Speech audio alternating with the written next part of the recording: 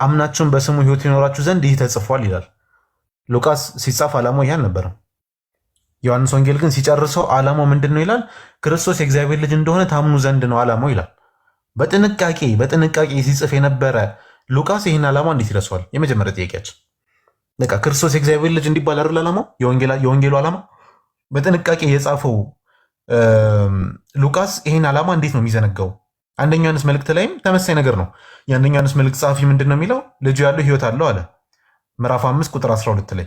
ከዛስ የዘላለም ሕይወት እንዳላችሁ ታውቁ ዘንድ በእግዚአብሔር ልጅ ስም ለምታምኑ ይህ ተጽፎላችኋል አለ።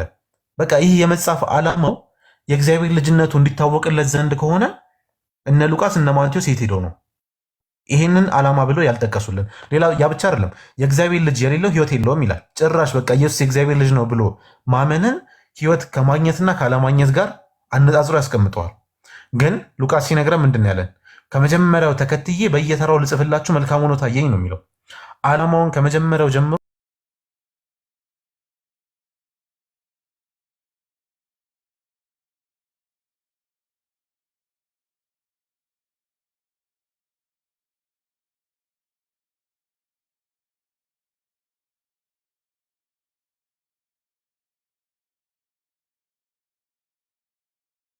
ሆነ ልክ ያለ ነገር አለ ማለት ነው። እና የልጅነት ጉዳዩ ምንድን ነው? መጀመሪያ የተጻፈልን ከማርቆስ ጀምረን ወደ ታችኛው ስንመጣ በጣም የተለያዩ ነገራቶች ነው የምናገኘው። ይህንን ነገር ሃው ጂሰስ ቢካም ጋድ የሚለው መጽሐፉ ላይ ምን ይላል መሰላችሁ?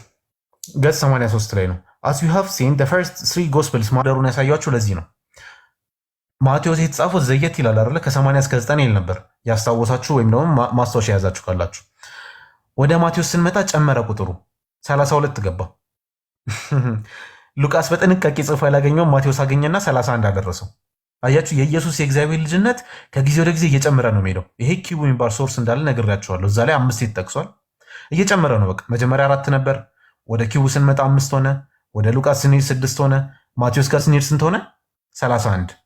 በጥንቃቄ የጻፈው ሉቃስ ያላገኘው የአባትና የልጅ ሪሌሽን ዮሐንስ አገኘና 173 ጊዜ ምን ብሎ ጻፈ? ኢየሱስን አባቴ እያለ እግዚአብሔርን ሪፈር እንዳደረገ ጻፈልን። የት ሄዶ ነው ዮሐንስ? ማን ነው ሉቃስ? የት ሄዶ ነው? ይሁን ነገር ሲፈጠር ሉቃስ የት ነበረ? ይሄ ኢየሱስ የእግዚአብሔር ልጅ ነው የሚለው ኮንሴፕት ላይ ራሱ ከጊዜ በኋላ የሆነ ፕሮግረስ አለው። በቃ እየተለወጠ ነው የመጣው። ለዛ ነው እዛው መጽሐፉ ላይ ምን ብሎ ያስቀምጣል? the first Christian say that Jesus was made the son of God at the resurrection ይላል። መጀመሪያ ትንሣኤው ላይ ነው የእግዚአብሔር ልጅ የተባለው የሚል አመለካከት ነው ያላቸው። ከዛ በኋላ ደግሞ የሚመጡት he was adopted by God at his baptism ጥምቀት ላይ ነው የእግዚአብሔር ልጅ የሆነው አሉ። ከጊዜ በኋላ የመጡት ማለት ነው። ከዛ በኋላ እስከ ጊዜ በኋላ የመጡት ደግሞ ምን አሉ? he was actually born the son of God ገና ሲወለድ ራሱ የእግዚአብሔር ልጅ ነበረ ብለው አስቀመጡ። ገና ሲወለድ የእግዚአብሔር ልጅ ነበርኩ ብለው አስቀመጡ። አያቸው ከጊዜ በኋላ ምን ያክል ወንጌላቱ በጸሐፊያኑና ይሄ አርሊ ላይ በነበሩ ሰዎች ኢንፍሉዌንስ እየተደረጉ እንደመጡ ክርስቲያኒቲ ከዛ በኋላ ምንድን የተፈጠረው? ከአምላክ የተወለደ አምላክ ከአምላክ የተገኘ አምላክ ብለው በኒቅያ ጉባኤ ጭራሽ እኩል አደረጉት ከአምላክ ጋር። ኦኬ። ስለዚህ ይሄ ነው ችግሩ፣ ይሄ ነው በቃ ከጊዜ በኋላ ጊዜ በገፋ ቁጥር ሁሉም የራሱን ሐሳብ ያመጣል። ምናልባት የኒቅያ ጉባኤ በተደረገ ጊዜ የተጻፈ ወንጌል ቢኖር ኖሮ ምን ብሎ ይጽፉት ነበረ? ኢየሱስን የአምላክ ልጅ ከዘላለሙ ከአምላክ የተወለደ የእግዚአብሔር ልጅ አድርገው ቁጭ ይሉ ነበር። ግን ያው ደግነቱ ከዛ በፊት ነው ካናናይዝ አድርገው አስቀመጧቸው። ካናናይዝ ባያደርጉትም ግን እነዚህ አራቱን ወንጌላት መርጠው አስቀመጧቸው። ኢየሱስ ማን ነው የሚለው ኮንሴፕት ላይ ለምሳሌ አንድ ሰውዬ አለ መጽሐፍ የጻፈ ክርስቲያን አፖሎጂስት ነገር ነውና ኢየሱስ ማን ነው ይላል። የመጀመሪያ መልሱ እንደሆነ ታውቃላችሁ? የእግዚአብሔር ልጅ ብሎ ነው የመለሰው መጽሐፉ ላይ። ኢየሱስ የእግዚአብሔር ልጅ ነው። ከዛስ ማስረጃ ማቴዎስ ወንጌል ምዕራፍ 16ን ጠቀሰ። በዚህ ክፍል ላይ የሚያስደንቅ አንድ ነገር አለ አለ። ጭራሽ እዚህ ማቴዎስ ላይ የሚያስደንቅ ነገር አለ። ምን? ኢየሱስ ማን ነው ሲባል ማን ተብሎ ተመልሶ? የእግዚአብሔር ልጅ ተብሎ ተመልሶ። ይሄን ያክል ክርስቲያኖች ላይ የእግዚአብሔር ልጅ ነው የሚለውን ነገር ሰርጿል። ይሄ ማስረጃ ተደርጎ የመጣለት ምንድነው? ማቴዎስ ከጊዜ በኋላ የመጣው ማለት ነው። ማርቆስ ምንድን ያለው? ኢየሱስ ማን ነው ለሚለው መልስ ወይም ኢየሱስ ማን ነው ለሚለው ጥያቄ ማርቆስ ምን ብሎ ነው የመለሰው? እኔው ችግር የለውም። ማርቆስ ወንጌል ምዕራፍ 8 ቁጥር 29 ላይ ምን ይላል? እናንተስ እኔ ማን እንደሆንኩ ትላላችሁ ብሎ ጠየቃቸው ይላል። እኔ ማን ነኝ? ኢየሱስ ማን ነው ሲል ጴጥሮስ ምን ብሎ ነው የመለሰው? አንተ ክርስቶስ ነህ። ትኩረት ሊሰጠው የሚገባ የነበረው ኢየሱስ ክርስቶስ ነው መሲህ ነው የሚለው ኮንሴፕት ላይ ነው። አንተ ክርስቶስ ነህ ብሎ ነው የመለሰለት። ከዛ በኋላ ግን የመጣው የማቴዎስ ወንጌል ጸሐፊ ይህን ታሪክ ወሰደና ምን አድርጎ አስቀምጠው? ስምዖን ጴጥሮስን መልሶ አንተ ክርስቶስ የሕያው የእግዚአብሔር ልጅ ነህ ብሎ መለሰለት ይላል። ወይም አለው ወይም አለ። ማን? ማቴዎስ። ሉቃስ ማን ነው? ማርቆስ ይህን ሲጽፍ የት ነበረ? ዘሎት ነው ይህን ፓርት? መንፈስ ቅዱስ ይህን አልገለጠለትም ነው? ለምንድን ነው የእግዚአብሔር ልጅ ነው የረሳው? አያችሁ፣ ከጊዜ በኋላ መሲሁ የእግዚአብሔር ልጅ ነው የሚለውን ነገር የሆነ የሰው ጭንቅላት ለማስገባት እዚህ ጋር ምን ይላል? በሰማይ ያለው አባቴ እንጂ ስጋና ደም ይህን አልገለጠልህምና ብፁህ ነህ አለ። እንደዚህ አይነት በጣም በቃ ኢየሱስን ያስደነቀ ንግግር ቤተክርስቲያንን ይሰራለሁ አለ። ማን ላይ? በዚህ ቻለት ላይ ጴጥሮስ ላይ አንተ ላይ ቤተክርስቲያንን ይሰራለሁ አለ። ይህንን የመሰለ በጣም ከባድ ንግግር ከየት ረሳው? ማርቆስ አልነገሩትም ነው? ታሪኩ ከማርቆስ ነው የተወሰደው፣ ግን ማቴዎስ አሻሽሎታል። ስለዚህ የእግዚአብሔር ልጅ ነው የሚለው ኮንሴፕት ላይ ሌሎች ብዙ ማስረጃዎች ራሱ መጨመር እንችላለን። ግን በቃ የእግዚአብሔር ልጅ ነው የሚለው ኮንሴፕት ላይ ምን ያክል ኢንፍሉዌንስ እንደተደረጉ ማለት ነው በኤርሊ ክርስቲያኒቲ። ያ ብቻ አይደለም። አሁን የእግዚአብሔር ልጅ ነው የሚለው ኦኬ፣ እሺ፣ እሱን አየን። አሁን በዚህ መልክ ልጅነቱን አደረጉ። ከዛ በኋላ ደግሞ የእግዚአብሔር ልጅ ነው የሚለውም ከጊዜ በኋላ አመጡ ምናምን። አሁን ምን ቀረ? ኦብስታክሎችን ማጽዳት አይደለ? ኦብስታክሎችን ማጽዳቱን ማለት ነው። አሁን ኢየሱስን ካያችሁ ቅድም እንደተመለከት ነው ከሙሴ ጋር የሚመሳሰል ነቢይ አድርገውታል። ኦኬ። ከዛ በኋላ ደግሞ በጣም የተተነበየለት ታላቅ ነቢይ አድርጎ ስለውታል። ከዛ የእግዚአብሔር ልጅነቱን ከፍ እያደረጉት መጥተዋል።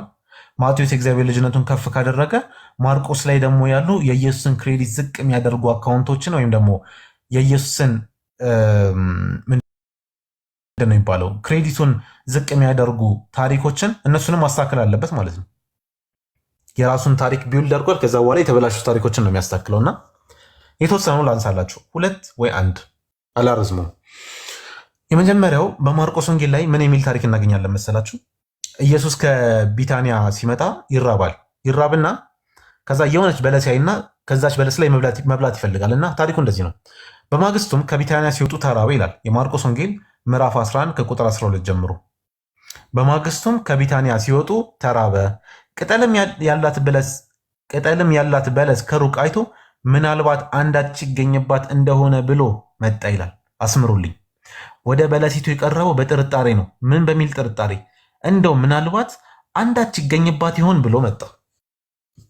ኦኬ ጥሩ። ከዛስ? ነገር ግን አለ የበለስ ወራት አልነበረምና መጥቶም ከቅጠል በቀር ምንም አላገኘባትም አለ። አሁን አስተውሉ። የበለስ ወራት ስላልነበር ነው። ምክንያቱ ተጽፏል ማርቆስ ላይ። የበለስ ወራት ስላልነበር ነው። ኢየሱስ የሄደበትን ምክንያት ተጽፏል። ለምንድን ነው የሄደው? ምናልባት አንዳች ነገር ካገኘው ብሎ ነው የሄደው። ከዛ በኋላ ወደ ዝቅ ስንል ቁጥር 20 ላይ እዛው ምዕራፍ 11 ቁጥር 20 ላይ ረገማት። ኦኬሽ ረገማት። መልሶም ከአሁን ጀምሮ ዘለዘላለም ማንም ካንቺ ፍሬ አይብላ አላት። ደቀ መዛሙርቱም ሰሙ ይላል። ረገማት። በቃ አሁን አነሰሰሪ ነገር ነው። እሺ ከዛ ቁጥር 20 ላይ ማለዳም ሲያልፍ በለሲቱ ከስሯ ደርቃ አዩ። መቼ ማለዳ። ፖይንቶቹን ያዙልኝ። እሺ ፖይንቶቹን ያዙልኝ። አዩና ከዛ ጴጥሮስም ትዝ ብሎት ገና የትላንትና የተፈጠረው ትዝ ብሎት ምን አለ? መምህር ሆይ የረገምካት በለስ እኮ ደረቀች አለው ይላል። አሁን ከማርቆስ ዘገባ እንድትረዱ የሚፈልገው ፓርት አለ። ይህን ነገር ትኩረት አድርጋችሁ ስሙኝ። ከማርቆስ ዘገባ መረዳት ያለባችሁ ምንድን ነው? አንደኛ ወደ በለሲቱ የሄደው ምናልባት ካገኘሁባት ብሎ ነው። ምናልባት የሚበላ ነገር ካገኘሁባት ብሎ ነው ወደ በለሲቱ ሄደው። ከዛስ በለሲቱ ላይ ምንም አይነት ፍሬ ያላገኘው ለምንድን ነው? የበለስ ወራት ስላልነበረ ነው። አሁን የበለስ ወራት ካልነበረና የሆነ ነገር አገኝባታለሁ ብሎ ሄዶ የበለስ ወራት ስላልነበረ በለሲቱን ከረገማት ያለ ምክንያት የረገማት ማለት ነው። ተሳስቷል ማለት ነው። አላገናዘበም ማለት ነው። ምክንያቱም ለምሳሌ ስለዚህ የፕሪም ወር ባልሆነ ጊዜ ሄጂ የፕሪም ዛፍ ላይ ፕሪም ሳጣ እንዴት ፕሪም አይኖረውም ብዬ ብረግመው ማለት ነው። እናንተ ደግሞ በሚገባቸው አትክልት ውሰዱት። እኔ ትዝ ያለኝ ፕሪም ነው። ስለዚህ የረገመበት ምክንያት አነሰሰሪ የሆነ ምክንያት ነው። ያለ ምክንያት ነው በቃ የረገማት። ከዛስ ከረገመ በኋላ የደረቀችው መች ነው? በማግስቱ በማግስቱ ነው የደረቀችው። ከረገማት በኋላ በማግስቱ ነው የደረቀችው። አሁን ይሄ ኢየሱስ ላይ ጥያቄ ያስነሳላ እንዴ? ኢየሱስ እንዴት እንደዚህ ያደርጋል ምናምን ጥያቄ የሚያስነሳ ነገር ነው። ማቴዎስ ያርመዋል ማለት ነው። ይህንን ፓርት ምን ይላል? የማቴዎስ ወንጌል ምዕራፍ 21 ከቁጥር 18 እስከ 20 ያለውን ተመልከቱት። በማለዳም ወደ ከተማ ሲመለስ ተራበ አለ። ከቢታንያ ሲመለስ ተራበ። ኦኬ እሺ። ሌላ ማንሳት የሚቻለው ፖይንቶች አሉ፣ እንዝለላቸው። በመንገድም አጠገብ በለስ አይቶ ወደ እርሷ መጣ። ምን አይቶ? በለስ አይቶ። ኦሚት ያደረጉት ነገር አለ እዚህ ጋር አልሸተታችሁም? በለስ አይቶ ለምንድን ነው የመጣው? አንዳች ይገኝባት ይሆን ብሎ አይደል የመጣው? የለም እዚህ ጋር በለስ አይቶ መጣ ነው የሚለው። በቃ ምናልባት ካገኘሁባት የሚለውን ጥርጣሬ ኦሚት አደረጉት፣ አስወገዱት። ከዛስ ከቅጠልም በቀር ምንም አላገኘባትም አለ። ለምንድን ነው ከቅጠልም በቀር ምንም ያላገኘባት? ምክንያቱም የበለስ ወር ስላልነበር አይደለ? የለም ያ ታሪክም ኦሚት ሆኗል፣ አጥፍቶታል ማቴዎስ። ያስበለዋል። እንደዛ ታሪኩን አቆለጳጵሶ ምናምን ለአይሁዳውያን አቅርቦላቸው እንደዚህ አይነት ነገር ይሰራል ሊላቸው ነው እንዴ? ለአይሁዳውያን ኢየሱስ ማለት እኮ እንደ ሙሴ ያለ ነብይ ነው፣ የተከበረ ነብይ ነው፣ መሲህ ነው፣ ተቀበሉት ብሎ ያ ሁሉ ከሰበከ በኋላ አይ ገና ለገና በዚህች ምክንያት በለስ ረገማ ይላቸው መቼሳ። ለዛ ምን አደረገው? ኦሚት አደረገው፣ አጠፋው። ከዛስ በለሲቱም ያንን ጊዜ ደረቀች አለ። ምን ብሎ ነው የረገማት? ለዘላለሙ ፍሬ አይገኝብሽ አላት። አሁን ይሄ ምን ያስመቻል መሰላችሁ? የሆነ ሰው መጥቶ ማሂር የፕሪም ዛፍ ጋር ሄደና ፕሪም አጣ፣ ከዛ የፕሪም ዛፉን ረገመው ቢባል ሰው የሚያስበው እንግዲህ እኔ እንደ ማንኛውም ጭንቅላት እንዳለው ሰው የፕሪም ለማግኘት የፕሪም ዛፍ ጋር የሚሄደው የፕሪም ወር ሲሆን ነው። ስለዚህ እዚህ ጋርም ይህን የሚያነብሰው ማርቆስን ሳያነብ ጀስት ይህንን ብቻ የሚያነብሰው የሚረዳው ምንድን ነው? የበለስ ወር ወደ በለስ ዛፍ የሄደው ለምንድን ነው? የበለስ ወር ስለሆነ የሆነ ፍሬ እንደሚያገኝበት ስለሚያውቅ ነው። ስለዚህ ስላላገኘበት ረገማት። በቃ ያሳምናል። ያ ብቻ አይደለም፣ በዛ አላቆመም። ምን አለ? በለሲቱም ያን ጊዜውኑ ደረቀች አለ። አያችሁ ኢየሱስ ምን ያክል ተሰሚነት ያለው ነብይ አድርጎ እንደሳለው። የኢየሱስ ቃል በእግዚአብሔር ዘንድ ተሰሚነት አለው።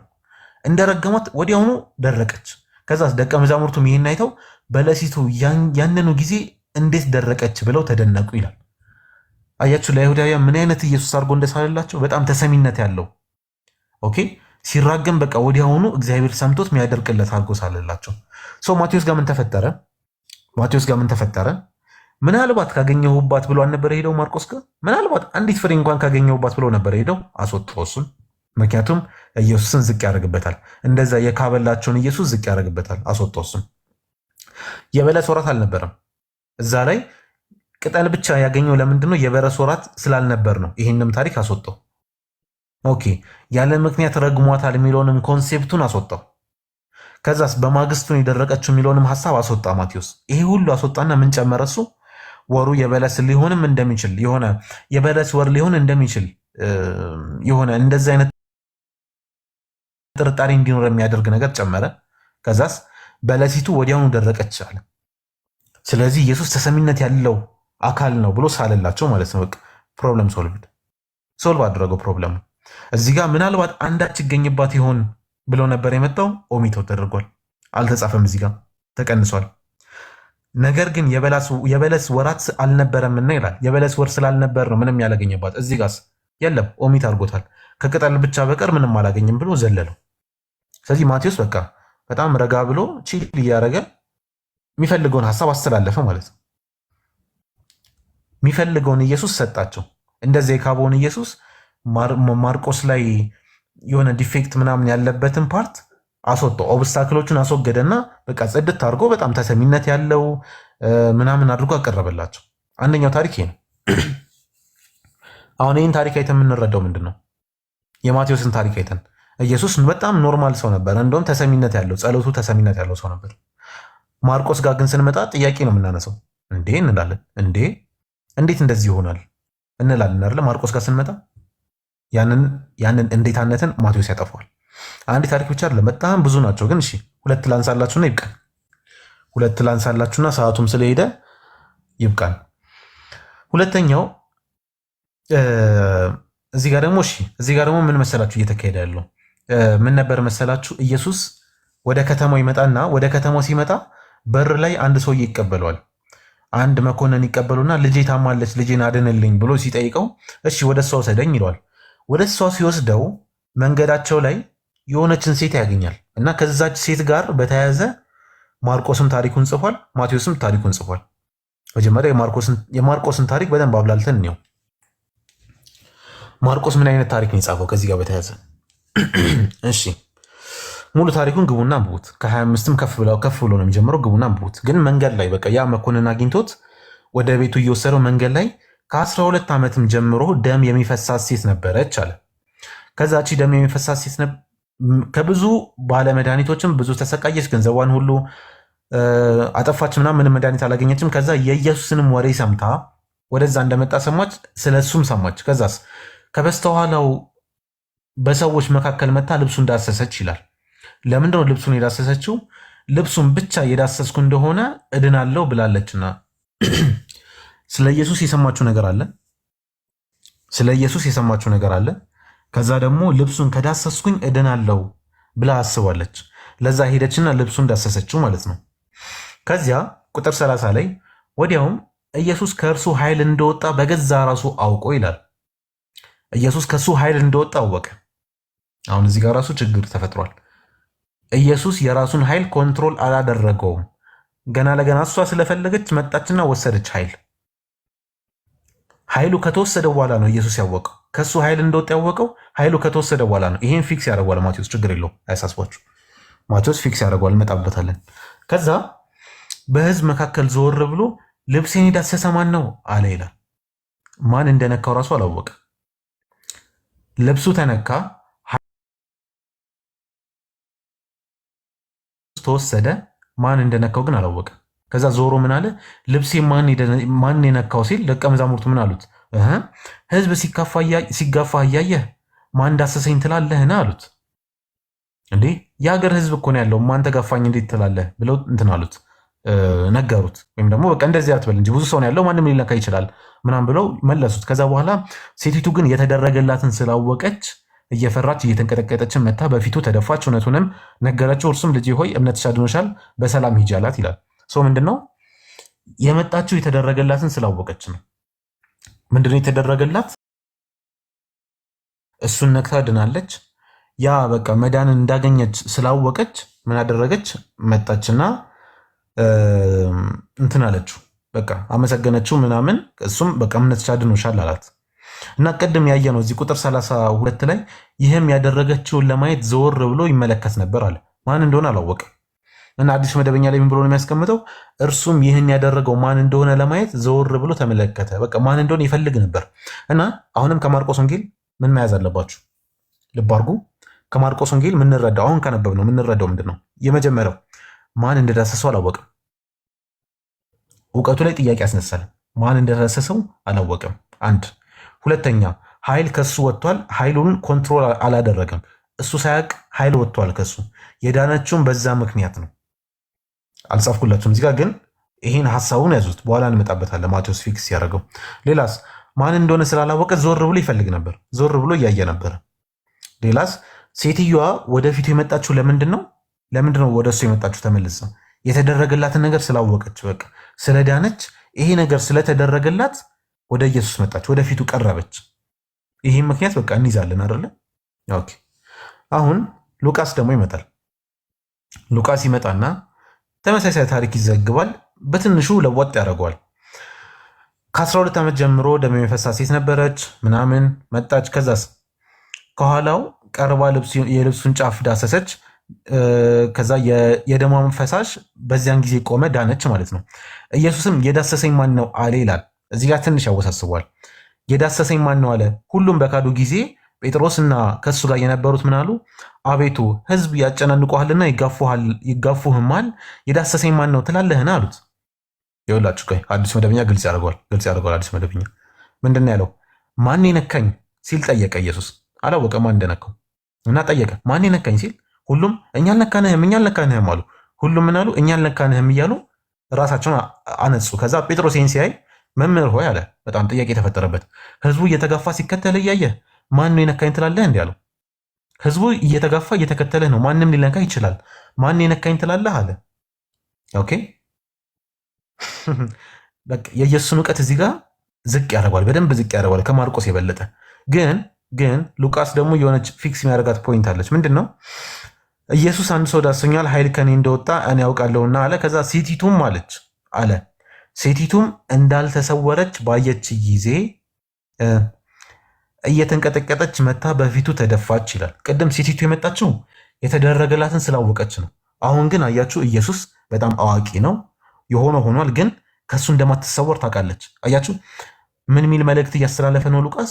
አይ ኢየሱስ ሰዎች በቃ ከሱ መሰወር እንደማይችሉ ያውቁ ነበር። አያችሁ ይላቸዋል አድሬስ ለሚያደርጋቸው ሰዎች ከሱ መሰወር አይችሉም። ይሄን ያውቃሉ። በቃ እየተንቀጠቀጠች ነው የመጣችው። ምክንያቱም በቃ ከኢየሱስ መደበቅ አይቻልም የሚለው ነገር ያሳያል። አንዴ